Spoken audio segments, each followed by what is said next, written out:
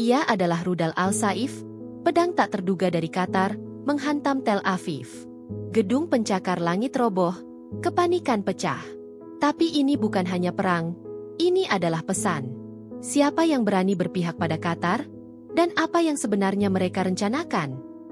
Sebelum kita lanjut ceritanya, jangan lupa like, subscribe, dan tulis di komentar dari mana asal kalian. Pada pagi hari yang seharusnya tenang di Tel Aviv, Israel, ketenangan itu hancur berkeping-keping oleh suara sirene yang memekakan telinga, disusul oleh ledakan dahsyat yang mengguncang seluruh kota. Serangan rudal yang diluncurkan oleh Qatar, sebuah negara yang jarang terlibat dalam konflik militer terbuka, menandai eskalasi ketegangan yang belum pernah terjadi sebelumnya di Timur Tengah. Rudal balistik Al-Saif, yang namanya berarti pedang dalam bahasa Arab, menargetkan ibu kota Israel, menimbulkan kehancuran signifikan dan menyebarkan kepanikan di antara penduduknya. Ini bukan sekadar serangan balasan. Ini adalah deklarasi kekuatan yang mengejutkan dari Doha, yang selama ini dikenal lebih sebagai mediator daripada partisipan langsung dalam pertempuran. Serangan ini terjadi sebagai respons langsung terhadap apa yang digambarkan oleh pemerintah Qatar sebagai agresi Israel yang tidak dapat diterima. Meskipun detail spesifik mengenai agresi tersebut masih belum sepenuhnya jelas, juru bicara Kementerian Luar Negeri Qatar, Sheikh Mohammed bin Abdul Rahman Al Thani, dalam konferensi pers darurat yang disiarkan secara global, menegaskan bahwa kesabaran kami telah mencapai batasnya. Ia melanjutkan, selama bertahun-tahun, kami telah menyaksikan tindakan Israel yang menindas dan provokatif tanpa henti, dan setiap upaya diplomatik untuk menahan mereka telah gagal. Hari ini, Al-Saif berbicara untuk kami. Ini adalah respons yang proporsional dan perlu untuk melindungi kedaulatan dan martabat kami. Pernyataan ini segera menjadi viral, memicu perdebatan sengit di seluruh dunia tentang validitas tindakan Qatar dan dampaknya terhadap stabilitas regional. Rudal Al-Saif, yang menurut intelijen militer Israel adalah rudal jelajah yang sangat akurat, diluncurkan dari sebuah lokasi yang dirahasiakan di wilayah Qatar. Lintasan penerbangannya yang cepat dan ketinggian yang rendah berhasil menghindari sebagian besar sistem pertahanan udara Israel, termasuk Iron Dome. Keberhasilan rudal ini menunjukkan kemampuan militer Qatar yang jauh lebih canggih daripada yang diperkirakan banyak pihak, sebuah fakta yang kini menjadi perhatian utama para analis militer dan intelijen di seluruh dunia. Target utamanya, seperti yang terungkap dari kehancuran yang terjadi, adalah jantung finansial dan komersial Tel Aviv, khususnya kawasan yang dikenal dengan gedung-gedung pencakar langit modern. Dalam hitungan menit setelah ledakan, Tel Aviv berubah menjadi zona darurat. Ribuan warga yang sedang dalam perjalanan ke tempat kerja atau baru saja memulai hari mereka terkejut dan ketakutan. Sirene serangan udara meraung-raung di seluruh kota, mendorong warga untuk mencari perlindungan di bunker dan tempat-tempat yang aman. Namun, bagi banyak orang, sudah terlambat. Salah satu bangunan yang paling terdampak adalah sebuah gedung pencakar langit setinggi 50 lantai yang menjadi pusat kantor bagi berbagai perusahaan teknologi multinasional. Runtuhnya gedung ini, yang terekam dalam video amatir yang kemudian beredar luas di media sosial, menjadi simbol kehancuran dan kerugian ekonomi yang masif. Kejadian ini tidak hanya mengguncang Israel, tetapi juga menciptakan gelombang kejut diplomatik di seluruh Timur Tengah dan arena internasional. Meskipun Qatar dan Israel tidak memiliki hubungan diplomatik formal, serangan ini menandai transisi dari perang dingin yang tidak diakui menjadi konfrontasi militer yang terang-terangan. Respons dari negara-negara lain di kawasan itu bervariasi, mencerminkan perpecahan yang mendalam dalam aliansi dan kepentingan geopolitik. Serangan rudal ini bukan sekadar insiden militer. Ini adalah sebuah peristiwa yang akan mengubah dinamika kekuasaan di Timur Tengah, memaksa setiap negara untuk mengevaluasi kembali posisi dan aliansi mereka. Dampak ekonominya juga langsung terasa, dengan pasar global bereaksi terhadap ketidakpastian yang tiba-tiba ini, sebuah indikasi bahwa konflik ini tidak hanya terbatas pada perbatasan geografis Timur Tengah, tetapi memiliki implikasi yang jauh lebih luas. Pada pukul 5.30 pagi waktu setempat, ketika sebagian besar penduduk Tel Aviv masih tertidur lelap atau bersiap-siap untuk memulai aktivitas harian mereka, sebuah suara yang mengoyak ketenangan dini hari mulai terdengar. Suara itu bukan suara biasa dari hiruk-pikuk kota, melainkan sebuah sirene serangan udara yang memekakan telinga. Getaran suaranya yang melengking dan monoton segera mengaktifkan insting bertahan hidup yang tertanam dalam setiap warga Israel, yang telah terbiasa dengan ancaman serupa selama bertahun-tahun. Ribuan orang, yang baru saja terlelap atau terbangun oleh suara itu, bergegas dari tempat tidur mereka, mencari perlindungan di ruang aman atau bunker terdekat. Namun, Kali ini terasa berbeda. Sirene tersebut tidak diikuti oleh bunyi ledakan yang jauh atau intersepsi yang berhasil dari sistem pertahanan Iron Dome.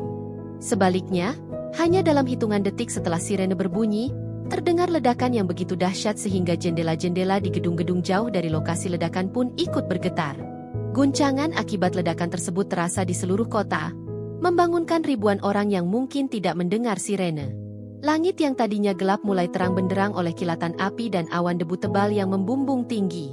Serangan rudal Al-Saif, yang diluncurkan oleh Qatar, telah berhasil menembus pertahanan udara Israel dan mencapai targetnya dengan presisi yang mengerikan.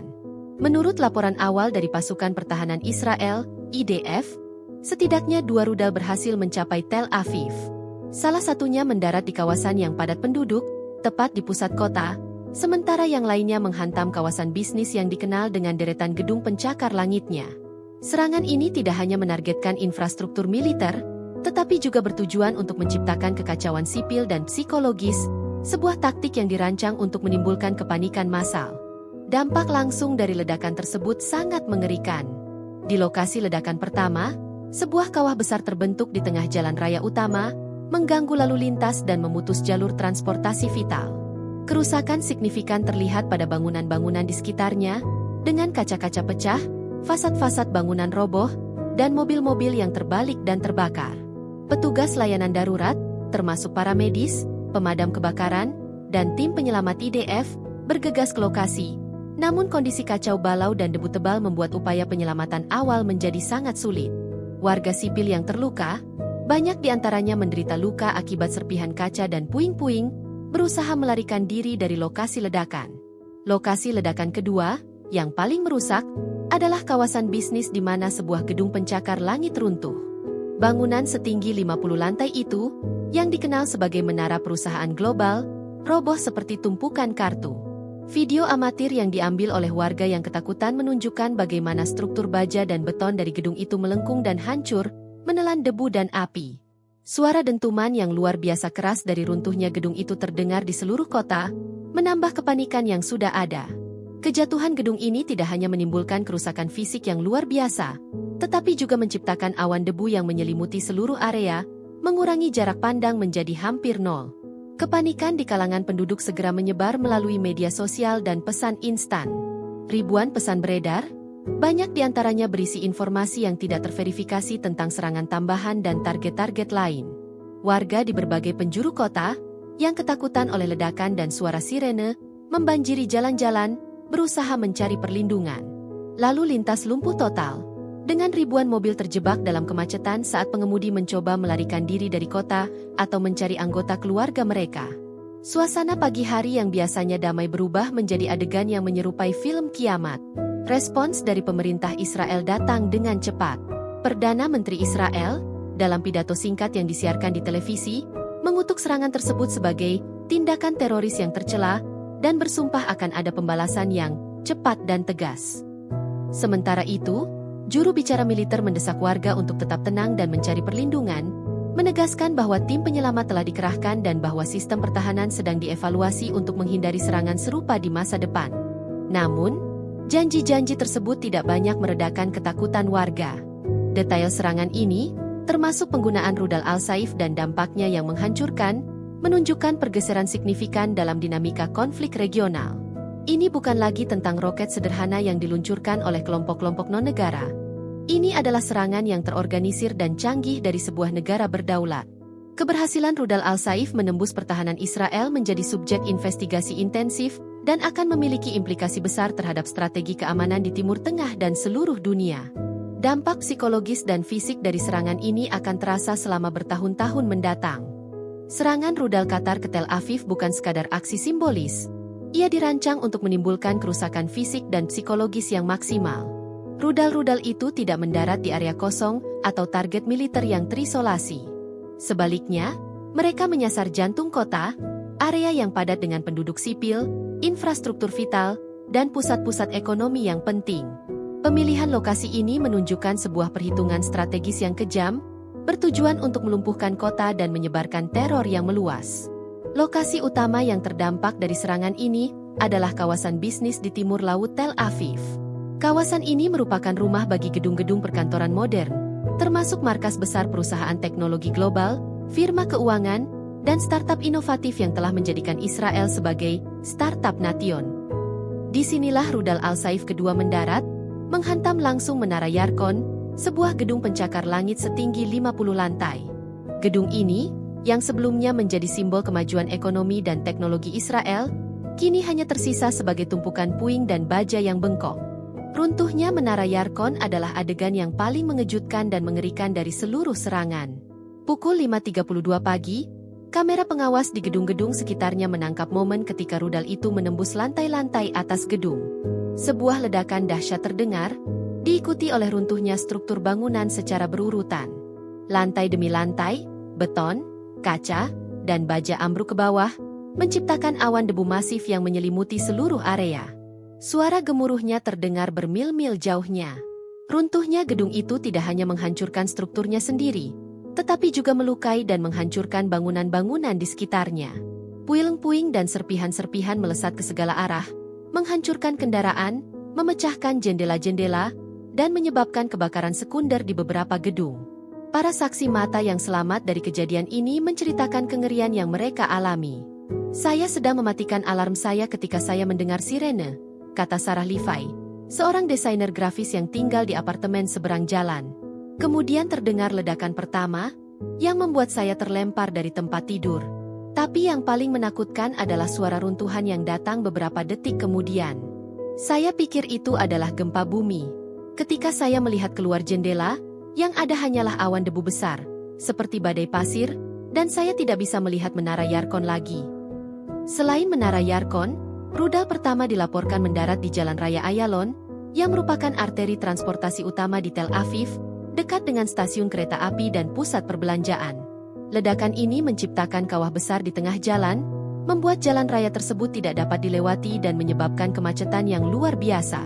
Kerusakan pada jalan raya ini melumpuhkan mobilitas di dalam dan keluar kota, menyebabkan kekacauan total dan menghambat respons darurat. Mobil-mobil yang sedang melintas di pagi hari hancur, dan beberapa di antaranya terbakar. Jembatan-jembatan di atas jalan raya juga mengalami kerusakan struktural, sehingga memaksa pihak berwenang untuk menutupnya. Dampak dari serangan ini juga terlihat jelas pada infrastruktur sipil. Jaringan listrik dan telekomunikasi di beberapa bagian kota terputus. Sistem pasokan air dan gas juga terpengaruh. Kerusakan pada jalur kabel dan pipa-pipa bawah tanah menyebabkan kebocoran gas kecil dan pemadaman listrik di seluruh area yang terdampak. Kerusakan-kerusakan ini tidak hanya menambah kesulitan bagi tim penyelamat, tetapi juga menciptakan bahaya baru, seperti risiko ledakan sekunder. Layanan darurat bekerja tanpa henti di tengah kekacauan. Tim pemadam kebakaran berjuang memadamkan api yang berkobar, sementara tim pencarian dan penyelamatan militer dan sipil berusaha keras mencari korban yang terperangkap di bawah reruntuhan. Suara sirene ambulans dan mobil polisi terus-menerus membelah udara, menambah suasana mencekam. Rumah sakit terdekat dipenuhi dengan korban luka-luka, banyak di antaranya menderita luka berat dan trauma psikologis. Pusat-pusat medis di seluruh Tel Aviv berada dalam mode darurat, memanggil semua staf medis untuk membantu. Kerusakan yang ditimbulkan oleh rudal-rudal Al-Saif menunjukkan bahwa serangan ini tidak sembarangan. Pemilihan target secara presisi, yang menyasar simbol-simbol ekonomi dan kehidupan sipil Israel, mengindikasikan bahwa Qatar tidak hanya ingin mengirim pesan, tetapi juga ingin menimbulkan kerugian material dan psikologis yang signifikan. Runtuhnya Menara Yarkon akan dikenang sebagai salah satu momen paling gelap dalam sejarah Tel Aviv, bukan hanya karena kehancurannya, tetapi juga karena hilangnya nyawa dan kerusakan pada fondasi ekonomi yang diwakilinya. Kerusakan ini akan membutuhkan waktu dan sumber daya yang sangat besar untuk diperbaiki, dan bekas lukanya akan tetap terlihat selama bertahun-tahun mendatang. Serangan rudal Al-Saif yang dilancarkan oleh Qatar ke Tel Aviv tidak dapat dipahami hanya sebagai sebuah tindakan agresi militer semata. Ia merupakan kulminasi dari ketegangan yang mendalam dan sebuah respons yang terukur terhadap apa yang dianggap oleh Doha sebagai serangkaian provokasi Israel yang tidak dapat lagi ditolerir. Selama bertahun-tahun, Qatar telah memposisikan dirinya sebagai mediator utama di Timur Tengah, sebuah peran yang memungkinkannya untuk menjalin hubungan dengan berbagai pihak, termasuk kelompok-kelompok seperti Hamas di Palestina dan faksi-faksi di Suriah, sambil tetap mempertahankan aliansi strategis dengan Amerika Serikat. Namun, Peran ganda ini seringkali menempatkan Qatar dalam posisi yang sulit dan rentan terhadap kritik. Serangan ini menandai pergeseran radikal dari diplomasi senyap ke konfrontasi terbuka. Pemerintah Qatar, melalui juru bicara mereka, menegaskan bahwa serangan ini adalah balasan atas serangan Israel yang tidak spesifik. Meskipun detail mengenai serangan Israel yang memicu respons ini belum diungkapkan secara publik, sumber-sumber intelijen yang tidak disebutkan namanya mengisyaratkan bahwa Israel mungkin telah melakukan serangan siber atau bahkan serangan militer rahasia terhadap aset-aset vital Qatar di luar negeri. Ada spekulasi kuat bahwa serangan Israel menargetkan infrastruktur yang terkait dengan program rudal atau proyek-proyek strategis Qatar lainnya. Bagi Doha, serangan semacam itu adalah pelanggaran kedaulatan yang tidak dapat diterima. Dengan meluncurkan rudal Al-Saif, Qatar mengirimkan pesan yang sangat jelas bahwa mereka tidak akan lagi duduk diam dan membiarkan kedaulatan mereka dilanggar.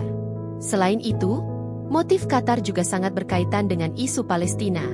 Selama ini, Qatar telah menjadi pendukung finansial dan politik utama bagi rakyat Palestina, terutama di jalur Gaza. Mereka telah menyalurkan bantuan kemanusiaan dan dana untuk rekonstruksi, sebuah peran yang seringkali menuai kritik dari Israel. Dengan melakukan serangan militer langsung ke Tel Aviv, Qatar menunjukkan solidaritasnya dengan rakyat Palestina yang selama ini menghadapi penindasan dan agresi militer dari Israel. Tindakan ini secara efektif menempatkan Qatar sebagai pembela terdepan bagi perjuangan Palestina, sebuah langkah yang akan meningkatkan popularitasnya di kalangan dunia Arab dan Muslim, yang seringkali merasa frustrasi dengan sikap pasif dari banyak pemerintah Arab lainnya. Keputusan untuk menggunakan rudal Al-Saif, sebuah senjata yang canggih dan mampu menembus pertahanan udara Israel, juga merupakan bagian dari kalkulasi strategis Qatar.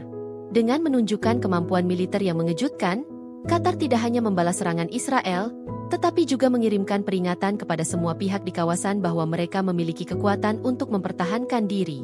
Selama ini, banyak negara di Timur Tengah memandang Qatar sebagai negara kecil dengan militer yang terbatas, yang dilindungi oleh basis militer AS.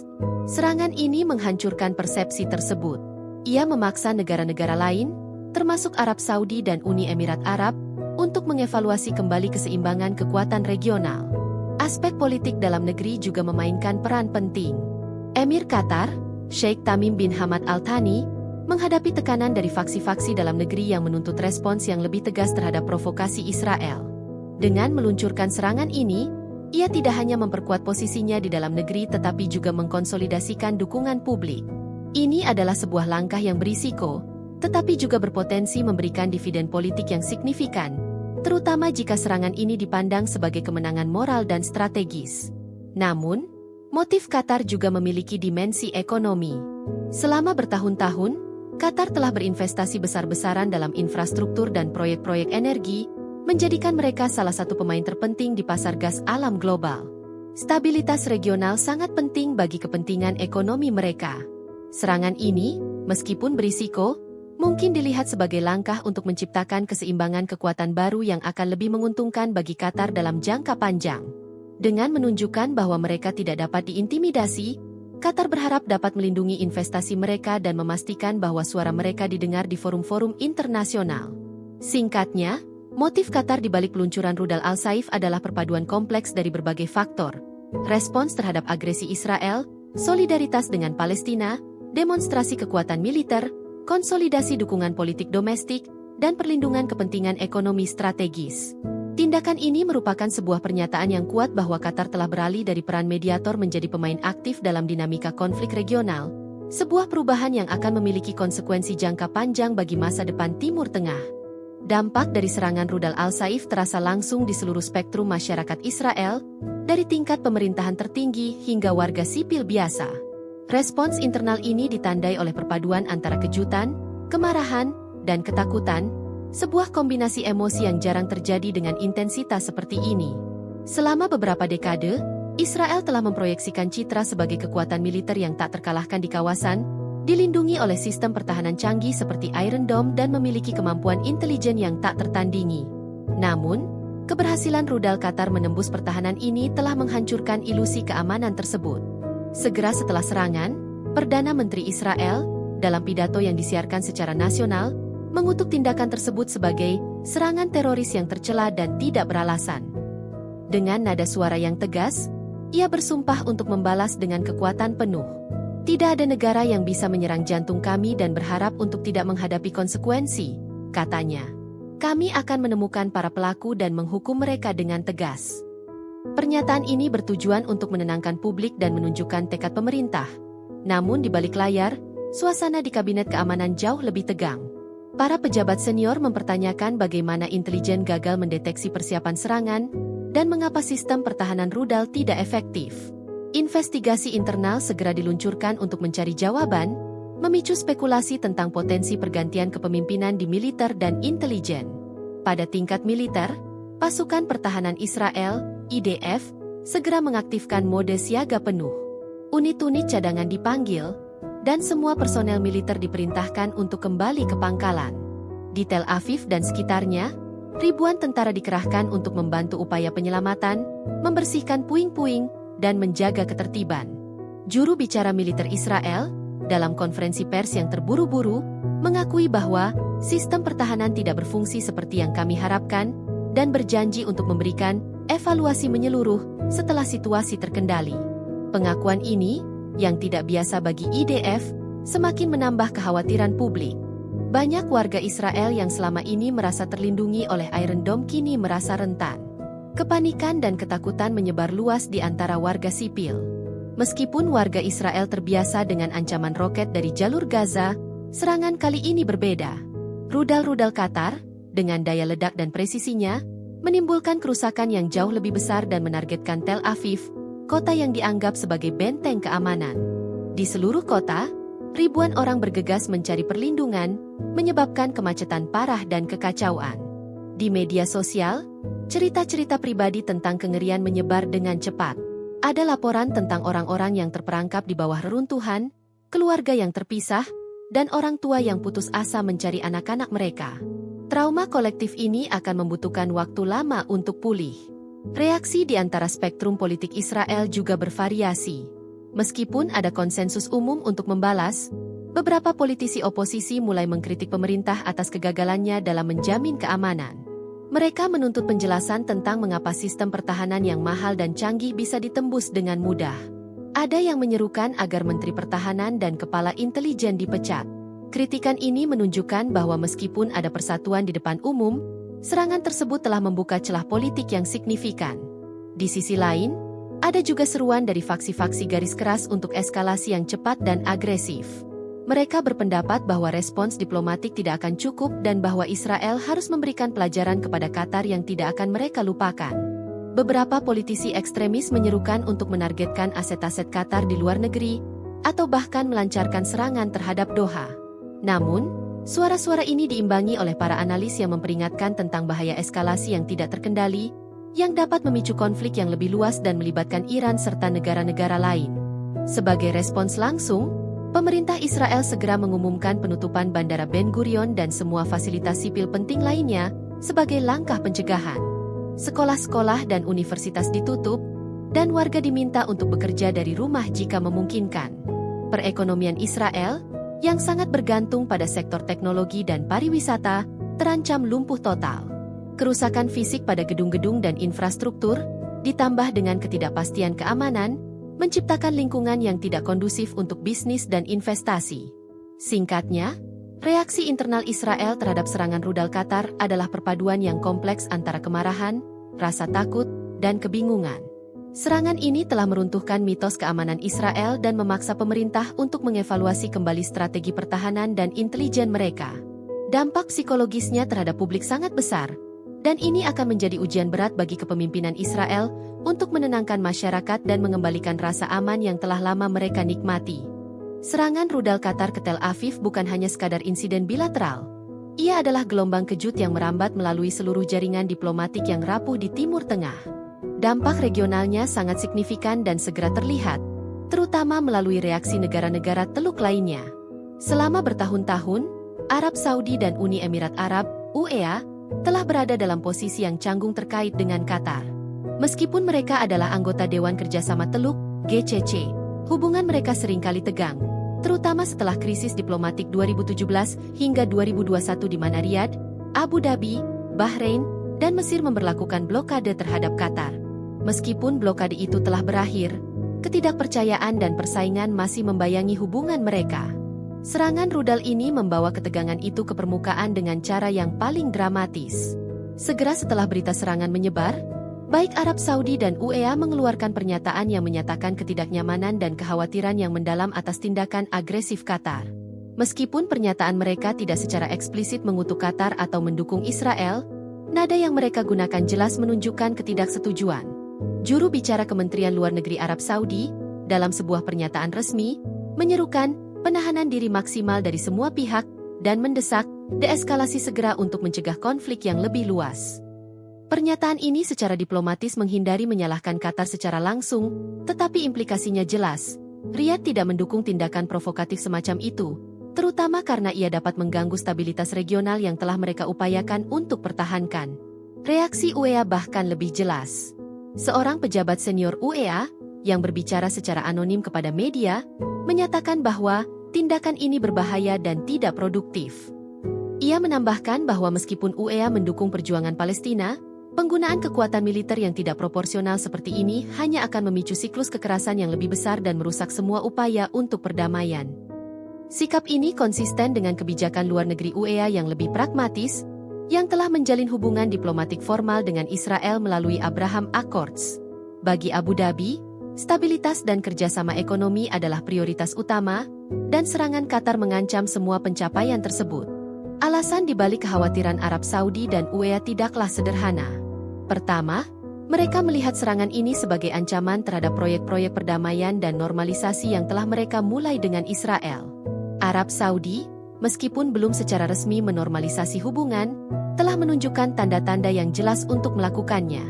Serangan Qatar dapat menghambat momentum ini, karena hal itu dapat mendorong Israel untuk mengambil tindakan pembalasan yang ekstrim, yang pada gilirannya akan mempersulit setiap upaya normalisasi di masa depan. Kedua, ada ketakutan nyata bahwa tindakan Qatar dapat memicu perang regional yang melibatkan Iran.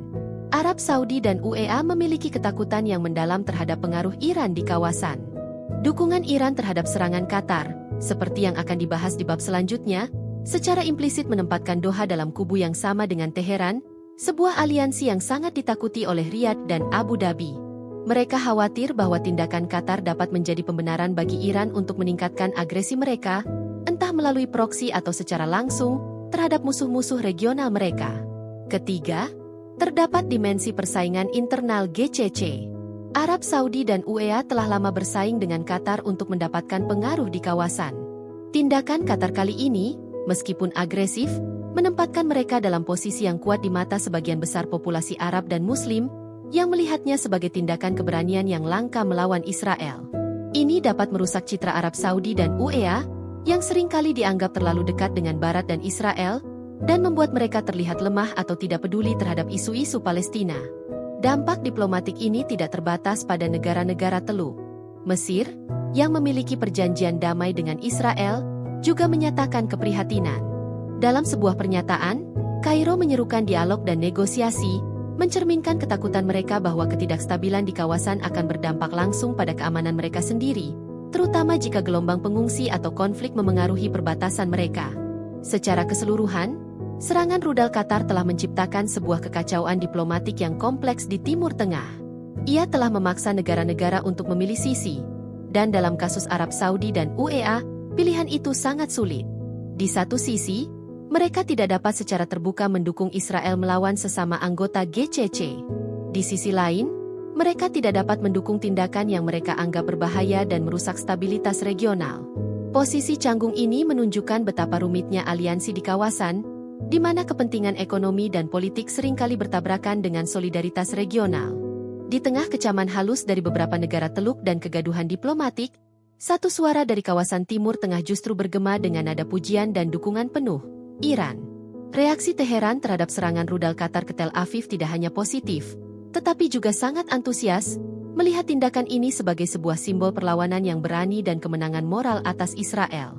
Posisi Iran ini tidak mengejutkan, mengingat permusuhan yang telah lama ada antara Republik Islam tersebut dan Israel, yang sering disebut sebagai musuh bebuyutan. Namun, dukungan publik ini menandai sebuah pergeseran penting dalam dinamika regional, mengisyaratkan kemungkinan aliansi baru yang berpotensi mengubah lansasi geopolitik Timur Tengah. Kementerian Luar Negeri Iran, dalam pernyataan resmi yang dikeluarkan beberapa jam setelah serangan, memuji keberanian dan ketegasan Qatar. Juru bicara kementerian, Syed Khatibzadeh, menyatakan, tindakan heroik ini adalah respons yang sah terhadap dekade-dekade agresi dan penindasan oleh rezim Zionis. Ini adalah pesan yang jelas bahwa perlawanan adalah satu-satunya jalan menuju keadilan dan pembebasan.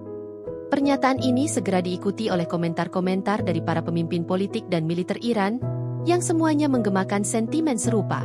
Komandan Korps Garda Revolusi Islam, IRGC, Mayor Jenderal Hossein Salami, secara terbuka mengucapkan selamat kepada Qatar, menyebutnya sebagai sekutu baru dalam poros perlawanan. Dukungan Iran terhadap Qatar memiliki beberapa dimensi yang strategis. Pertama, ia adalah upaya untuk mengisolasi Israel secara regional. Dengan memuji serangan rudal tersebut, Iran berusaha menunjukkan bahwa Israel tidak hanya memiliki musuh di antara kelompok non-negara seperti Hamas dan Hizbullah, tetapi juga di antara negara-negara berdaulat. Ini menempatkan Israel dalam posisi yang lebih terancam dan mendorong narasi bahwa negara tersebut adalah sumber ketidakstabilan di kawasan. Kedua, dukungan ini adalah langkah untuk memperkuat poros anti-Israel. Selama ini, poros ini, yang terdiri dari Iran, Suriah, Hizbullah di Lebanon, dan berbagai milisi di Irak dan Yaman, telah beroperasi melalui proksi dan asimetris. Masuknya Qatar, meskipun dalam konteks yang spesifik, dapat memberikan poros ini legitimasi dan dukungan dari sebuah negara yang memiliki sumber daya ekonomi yang signifikan. Iran berharap dapat memanfaatkan momen ini untuk menarik Qatar lebih dekat ke orbit pengaruhnya, menjauhkan Doha dari aliansi tradisionalnya dengan negara-negara Teluk lainnya yang lebih pro-barat. Ketiga, ini adalah pukulan telak terhadap upaya normalisasi hubungan. Iran telah lama menentang Abraham Accords yang ditandatangani oleh Israel, UEA, Bahrain, dan negara-negara lain. Serangan rudal Qatar, yang dipuji oleh Iran, secara efektif merusak narasi bahwa perdamaian dengan Israel adalah mungkin atau diinginkan. Ini memberikan amunisi bagi Iran untuk mengklaim bahwa diplomasi dengan Israel adalah sia-sia dan bahwa hanya perlawanan bersenjata yang akan menghasilkan perubahan. Dukungan Iran terhadap Qatar mengirimkan pesan yang kuat kepada negara-negara lain di kawasan bahwa mereka harus memilih antara berpihak pada poros perlawanan atau menghadapi konsekuensi. Secara simbolis, dukungan Iran ini sangat penting. Iran dan Qatar telah lama memiliki hubungan yang rumit. Meskipun mereka berbagi ladang gas alam lepas pantai yang luas, mereka berada di sisi yang berlawanan dalam konflik di Suriah dan Yaman. Namun, blokade 2017 oleh Arab Saudi dan UEA mendorong Qatar untuk mendekat ke Iran untuk mendapatkan dukungan logistik. Serangan rudal ini, dan respons Iran terhadapnya, menandai babak baru dalam hubungan mereka, di mana kepentingan bersama dalam menghadapi Israel kini menjadi fondasi yang lebih kuat. Dalam siaran televisi pemerintah, para analis Iran secara antusias membedah serangan tersebut. Mereka memuji teknologi rudal Qatar dan efektivitasnya dalam menembus pertahanan udara Israel. Bagi mereka, ini bukan hanya serangan terhadap Israel, tetapi juga sebuah demonstrasi kekuatan yang akan mengubah dinamika militer di Timur Tengah. Analisis ini, yang disiarkan secara luas, bertujuan untuk memperkuat citra Qatar sebagai kekuatan yang berani dan pro-perlawanan di mata publik Iran dan dunia Arab yang lebih luas. Pujian dari Iran ini, meskipun positif bagi Qatar dalam beberapa hal, juga menempatkan Doha dalam posisi yang lebih sulit. Dukungan ini secara tidak langsung mengasosiasikan Qatar dengan poros yang dianggap oleh banyak negara Barat dan Arab sebagai poros radikal dan tidak stabil. Ini dapat memperumit hubungan Qatar dengan Amerika Serikat, yang memiliki pangkalan militer besar di Qatar. Namun, bagi Qatar, risiko ini mungkin dianggap sepadan, terutama jika mereka merasa bahwa mereka tidak dapat lagi mengandalkan diplomasi untuk melindungi kepentingan mereka dari agresi Israel. Serangan rudal Qatar ke Tel Aviv adalah peristiwa yang melampaui batas-batas geografis Timur Tengah. Dalam hitungan jam, gelombang kejutnya terasa di pusat-pusat keuangan global, memicu ketidakpastian dan ketakutan yang meluas di kalangan investor, pedagang, dan pelaku pasar. Sebagai pasar yang sangat sensitif terhadap risiko geopolitik, bursa saham dan komoditas bereaksi dengan tajam, mencerminkan ketakutan akan eskalasi konflik yang berpotensi mengganggu jalur perdagangan, pasokan energi, dan stabilitas ekonomi global secara keseluruhan. Dampak paling langsung dan signifikan terlihat pada pasar saham global. Di Asia, bursa-bursa utama seperti Tokyo dan Hong Kong, yang sudah buka saat serangan terjadi, segera mengalami penurunan tajam. Indeks Nikkei 225 anjlok lebih dari 3%. Sementara Hang Seng Index di Hong Kong turun sekitar 2,5%. Penurunan ini berlanjut ke pasar Eropa. Begitu pasar saham dibuka di London, Frankfurt, dan Paris, indeks-indeks utama seperti FTSE 100, DAX, dan CAC 40 semuanya turun lebih dari 4% dalam beberapa jam pertama perdagangan. Kerugian terbesar terjadi di sektor teknologi dan maskapai penerbangan, yang dianggap paling rentan terhadap ketidakstabilan geopolitik. Maskapai penerbangan menangguhkan penerbangan ke Tel Aviv, dan saham perusahaan teknologi yang banyak beroperasi di Israel, anjlok karena kekhawatiran tentang gangguan operasi dan keamanan karyawan. Namun, penurunan ini bukanlah fenomena yang terbatas pada satu atau dua bursa. Saat pasar saham AS dibuka, penurunan signifikan pada indeks saham terus berlanjut. Indeks Dow Jones Industrial Average, S&P 500, dan Nasdaq Composite semuanya mengalami kerugian besar, mencapai penurunan rata-rata 5 hingga 6% pada akhir hari perdagangan. Para analis pasar menyebutnya sebagai Jumat Hitam geopolitik, di mana modal mengalir keluar dari aset-aset berisiko, saham, dan beralih ke aset yang dianggap lebih aman. Fenomena ini, yang dikenal sebagai flight to safety, adalah respons klasik terhadap ketidakpastian. Di mana modal keluar dari pasar saham, ia harus pergi ke suatu tempat, dan dalam kasus ini, tempat itu adalah emas. Harga emas, yang secara tradisional dianggap sebagai aset aman, mengalami lonjakan dramatis. Dalam 24 jam setelah serangan, harga emas berjangka naik lebih dari 5%, mencapai level tertinggi dalam beberapa tahun terakhir. Investor yang mencari perlindungan dari volatilitas pasar saham berbondong-bondong membeli emas fisik dan derivatif emas, mendorong harganya ke atas. Lonjakan ini juga berdampak pada mata uang. Dolar AS dan yen Jepang, yang juga dianggap sebagai mata uang safe haven, menguat terhadap sebagian besar mata uang lainnya. Selain pasar saham dan emas, dampak juga terasa di pasar energi. Meskipun Qatar adalah salah satu produsen gas alam terbesar di dunia dan serangan ini tidak menargetkan infrastruktur energinya, pasar khawatir bahwa konflik yang meluas dapat mengganggu jalur pelayaran vital, terutama di sekitar Selat Hormuz. Ketakutan ini, ditambah dengan kekhawatiran akan pembalasan Israel yang dapat menargetkan infrastruktur energi di Iran, sekutu Qatar, mendorong lonjakan harga minyak mentah. Harga minyak Brent dan West Texas Intermediate, WTI, naik lebih dari 7%, mencapai level tertinggi dalam beberapa bulan. Lonjakan ini mengancam akan memicu inflasi di seluruh dunia, yang sudah menjadi masalah serius bagi banyak ekonomi besar. Banyak analis ekonomi global memperingatkan bahwa jika konflik ini berlanjut, dampaknya akan jauh lebih parah. Bank investasi besar mengeluarkan laporan yang memperkirakan bahwa ketidakstabilan yang berkepanjangan dapat memicu resesi global. Para ekonom juga khawatir bahwa lonjakan harga energi akan membebani konsumen dan bisnis, memperlambat pertumbuhan ekonomi dan mempercepat inflasi. Dampak ini sangat terasa di negara-negara yang sangat bergantung pada impor minyak dan gas. Singkatnya, serangan rudal Qatar adalah sebuah peristiwa yang menunjukkan betapa saling terhubungnya dunia modern. Konflik di satu sudut dunia dapat dengan cepat memicu reaksi berantai di pasar keuangan global, berdampak pada tabungan pensiun, harga bensin, dan biaya hidup. Serangan ini tidak hanya menghancurkan gedung di Tel Aviv, tetapi juga merusak keyakinan investor, menunjukkan bahwa keamanan geopolitik adalah fondasi yang rapuh bagi stabilitas ekonomi global. Serangan rudal Qatar ke Tel Aviv telah menggemparkan komunitas ahli dan analis geopolitik di seluruh dunia. Peristiwa ini dianggap sebagai titik balik yang signifikan, menantang asumsi-asumsi lama tentang kekuatan militer, diplomasi, dan dinamika regional di Timur Tengah.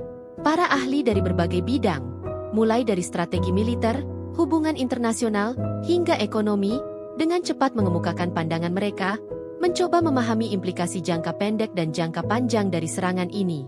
Pandangan ahli militer. Para analis militer terkejut dengan keberhasilan rudal Al-Saif menembus sistem pertahanan Israel. Sejak serangan, perdebatan sengit muncul mengenai kegagalan Iron Dome dan sistem pertahanan rudal canggih Israel lainnya. Dr. Eitan Cohen, seorang pensiunan jenderal dan analis pertahanan, menyatakan, ini adalah kegagalan intelijen dan teknologi yang monumental.